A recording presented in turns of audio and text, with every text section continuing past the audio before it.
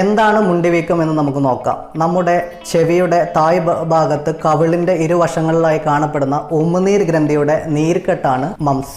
5 മുതൽ 9 വയസ്സ് വരെ പ്രായമുള്ള കുട്ടികളിൽ, സ്കൂളിൽ പോകുന്ന കുട്ടികളിലാണ് വളരെ കോമൺ ആയിട്ട് മംസ് പടർന്നു പിടിക്കുന്നത്.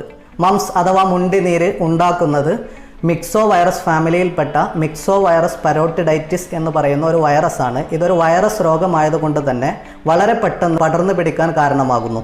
മംസിൻ്റെ ലക്ഷണങ്ങൾ എന്ന് പറയുന്നത് കുട്ടികളിൽ ആദ്യം ചെറിയ പനിയും തലവേദനയും ചെവിവേദനയുമാണ് ആദ്യം കാണപ്പെടുന്നത്. ശേഷം കുട്ടികൾക്ക് ചവക്കുന്നതിനും വാ തുറക്കുന്നതിനും അതുപോലെ തന്നെ ചെറിയ വെള്ളം പോലും ഇറക്കുന്നതിനുള്ള ബുദ്ധിമുട്ട് അനുഭവപ്പെടുന്നു. അതിനോടനുബന്ധിച്ച് ജലദോഷവും ചുമയും ശരീരവേദനയും കുട്ടികളിൽ കണ്ടുവരാറുണ്ട്. ഉമിനീർ ഗ്രന്ഥിയിൽ ഉണ്ടാവുന്ന ഈ നീർക്കെട്ട് ചില കുട്ടികളിൽ ഒരു വശത്ത് മാത്രമായിട്ടാണ് കാണപ്പെടാറ്.